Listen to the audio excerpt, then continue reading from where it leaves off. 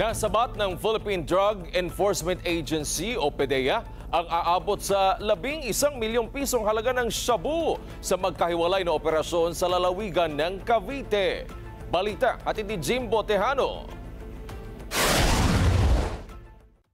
Arestado sa ikinasang bypass operation ng Philippine Drug Enforcement Agency o PDEA ang isang drug personality sa Dasmariñas, Cavite.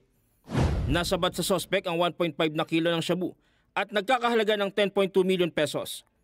Paglabag sa Section 5 at 11 ng Republic Act 9165 o Comprehensive Dangerous Drugs Act of 2002 ang isasampang reklamo sa sospek. Samantala, arestado naman sa ikinasang bypass operation ng isang high-value individual na kinilalang si alias Bin sa barangay San Agustin 2, Dasmariñas City, Cavite. Matapos itong mabila ng pulis na nagpanggap na buyer. Nakumpiska sa sospek ang 3 pakete ng inihinalang shabu na may timbang na 150 grams at nagkakalaga ng higit 1 million pesos. Kasong paglabag sa Anti-Illegal Drugs Act ang kinakaharap ni alias Bin. Jim Tejano, para sa mata ng Agila, matatag, matapang, matapat.